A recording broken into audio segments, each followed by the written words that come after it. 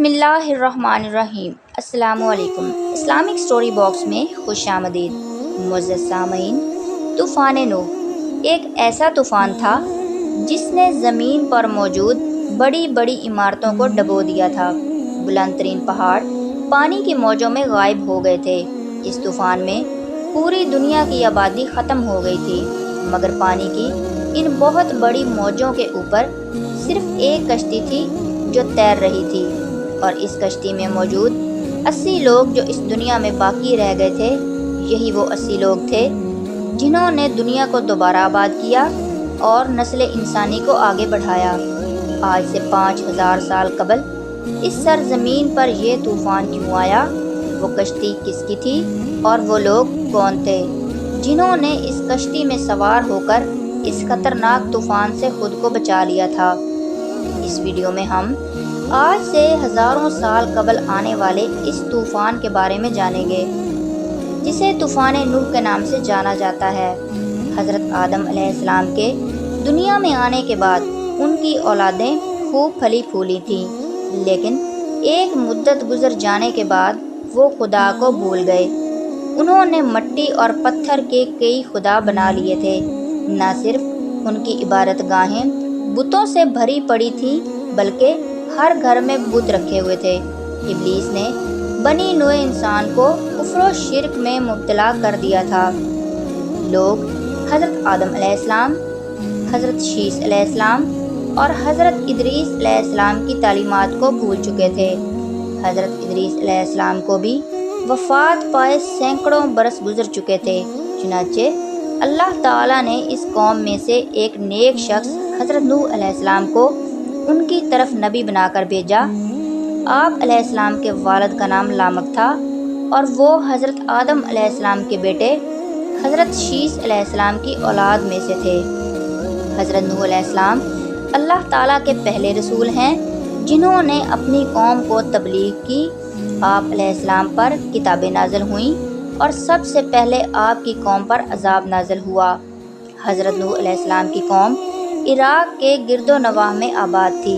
آپ علیہ السلام نے انہیں اللہ تعالیٰ کی وحدانیت اور عبادت کی طرف دعوت دی۔ آپ علیہ السلام نے اپنی قوم سے کہا، میں تم کو کھول کھول کر ڈر سنانے اور پیغام پہنچانے آیا ہوں کہ اللہ تعالیٰ کے سوا کسی کی عبادت نہ کرو۔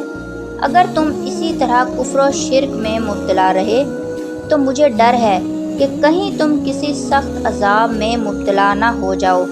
حضرت نوح علیہ السلام کی قوم نے اس تبلیغ کے جواب میں آپ کو جھوٹا قرار دیا اور آپ کی دعوت کا انکار کر دیا۔ نیز دھمکی دی کہ اگر تم اپنے وعظ و نصیحت سے باز نہ آئے تو ہم پتھر سے مار مار کر تمہیں ہلاک کر ڈالیں گے۔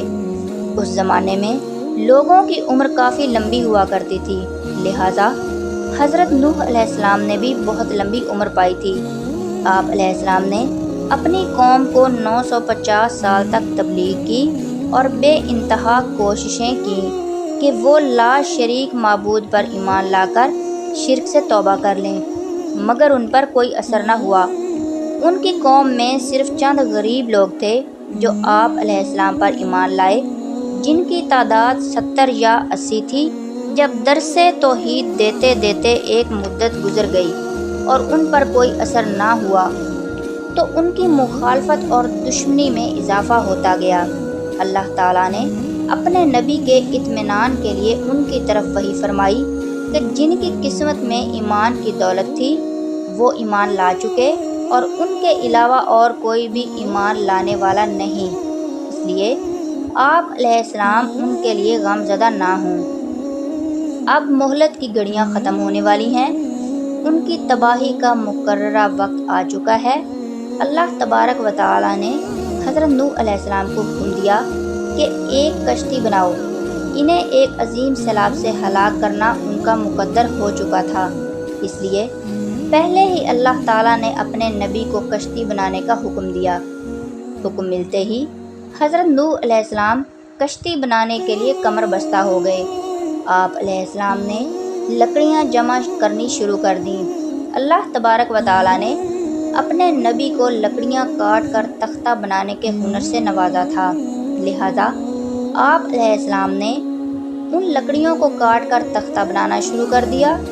جب حضرت نوح علیہ السلام کی قوم اور اس قوم کے سرداروں نے آپ علیہ السلام کو لکڑیاں کاٹتے دیکھا تو مذاق اڑانے لگے اور کہنے لگے، کیا تم نبوت چھوڑ کر بڑھئی بن گئے ہو؟ یہ جو تم کشتی بنا رہے ہو، کیا یہ زمین پر چلے گی؟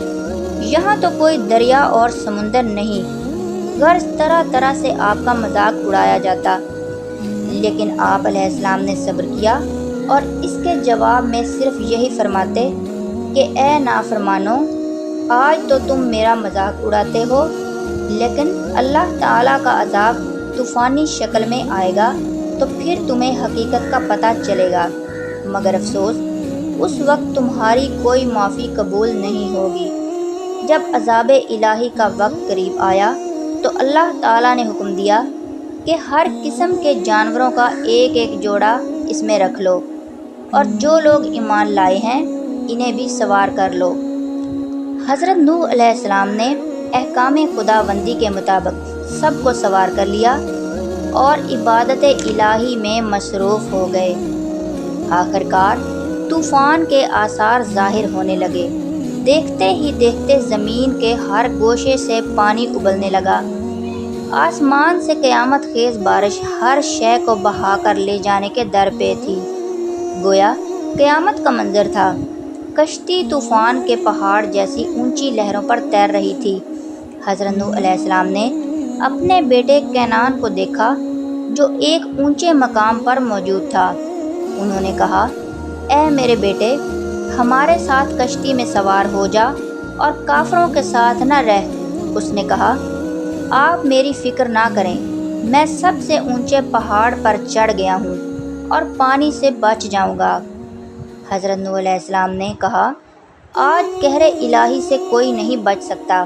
اسی اثنا میں ان دونوں کے درمیان پانی کی ایک بڑی لہر حائل ہوئی اور وہ اس لہر میں غرق ہو گیا۔ طوفان نوح میں پانی کی لہریں اس قدر بلند تھیں کہ انہوں نے روئے زمین کے بلند پہاڑوں کو بھی چھپا لیا تھا۔ زمین پر کوئی بھی چیز زندہ سلامت نہ تھی، سب کچھ نیست و نابود ہو چکا تھا۔ صرف حضرت نوح علیہ السلام کی پہاڑ جیسی کشتی تھی جو اللہ تعالیٰ کی مدد سے پانی کی بلند و بالا خوفناک لہروں پر تیرتی پھرتی تھی۔ روایتوں کے مطابق اس کشتی میں 80 افراد تھے اور ہر ایک کے ساتھ ان کا کنبہ بھی تھا۔ یہ لوگ کشتی میں تقریباً 150 دن رہے۔ اس کے بعد اس کا رخ جبل جودی کی طرف پھیر دیا گیا، جہاں وہ ٹھہر گئی۔ پھر حضرت نوح علیہ السلام نے اہل زمین کی خبر لینے کے لیے ایک کوے کو بھیجا۔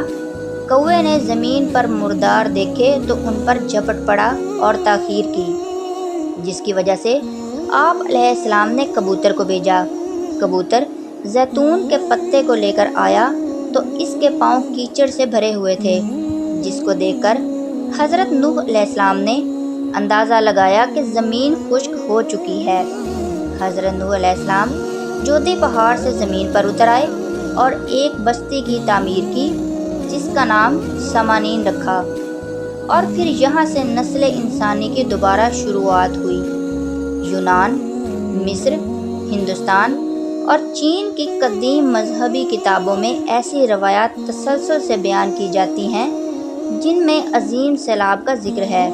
زیادہ تر مذہبی کتابوں میں ایک کشتی کا تذکرہ ملتا ہے جس کے ذریعے بچ جانے والوں نے نسل انسانی کو باقی رکھا۔